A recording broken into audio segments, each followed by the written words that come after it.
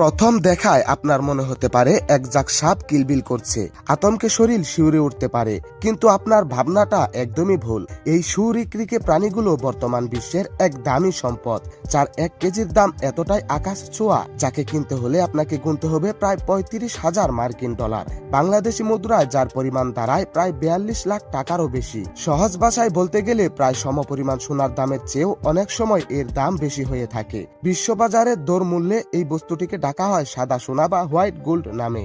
রহস্যময় প্রাণীটি কোনো সাপ নয়, এটি হলো জাপানের একটি বিখ্যাত মাছ, যার নাম ইল মাছ বা উনাকিপোনা।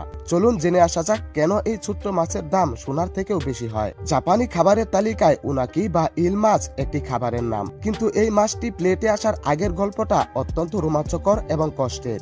এই লিকলিকে মাছগুলো সমুদ্রের অতল গভীর থেকে হাজার হাজার মাইল পথ পাড়ি দিয়ে যখন কিনারায় আসে, ঠিক তখনই শুরু হয় শিকারীদের তৎপরতা। জেলেরা বিশেষ জাল দিয়ে অত্যন্ত সতর্কতার সাথে এদেরকে বন্দি করে। এবার আপনার মনে প্রশ্ন জাগতে পারে, কেন এই মাছের দাম এত বেশি?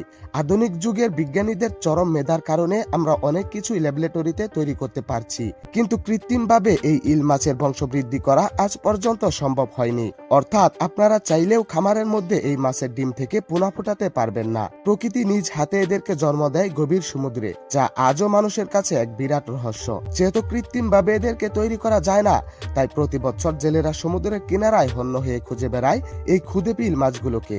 প্রকৃতিতে এর সংখ্যা কমে আসায় দিন দিন এই মাছের দাম মানুষের নাগালের বাইরে চলে যাচ্ছে। নদী থেকে ধরার পর এই মাছগুলোকে বিশেষ খামারে নিয়ে আসা হয়, সেখানে অত্যন্ত নিখুঁতভাবে দীর্ঘ 1 বছর বড় করা হয়। এরপর পূর্ণবয়স্ক এই মাছগুলোকে বড় বড় রেস্তোরাঁয় রাজকীয় খাবার হিসাবে পরিবেশন করা হয়। জাপানে এই মাছ রান্নার পদ্ধতিও বেশ চমৎকার। সাধারণত কয়লার আগুনে ঝলসানো এবং বিশেষ মশলা দ্বারা রান্না করা এই মাছের স্বাদ নিতে জাপানিজরা হাজার হাজার টাকা খরচ করতেও দ্বিধা করে না। বলা হয় এই মাছের স্বাদ একবার মুখে লেগে গেলে আর ভোলা যায় না। একদিকে বিলুপ্ত হওয়ার শঙ্কা, অন্যদিকে আকাশ ছোঁয়া চাহিদা, সব মিলিয়ে এই শার্পিল প্রাণীটি জাপানি ঐতিহ্যের অতি মূল্যবান এবং অভিজাত্যের প্রতীক হয়ে দাঁড়িয়েছে। এটি কেবল খাবারের স্বাদ নয়, বরং এটি এখন অভিজাত্যেরও পরিচয়।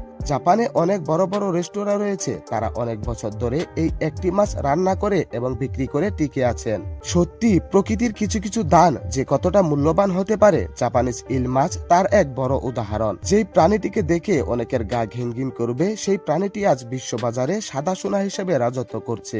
মানুষের মেধা আর বিজ্ঞানের কাছে যা এক অমীমাংসিত রহস্য, সেই রহস্যই এই মাছটিকে করে তুলেছে হীরার মতো দামি। তপ্ত কয়লার উপরে ঝলসানো এই মাছটি যখন কারো প্লেটে পরে, তখন সেটি আর খাবার থাকে না, হয়ে ওঠে সমুদ্রের হাজার হাজার মাইল পথ পাড়ি দিয়ে ছুটে আসা এক নিখুঁত সংগ্রাম। দর্শক, যেহেতু আপনি ভিডিওটি দেখছেন, তার মানে আপনি আমাদের একজন সম্মানিত সদস্য। জানতে পারি আপনি কোথা থেকে দেখছেন। দেখা হবে পরবর্তী ভিডিওতে।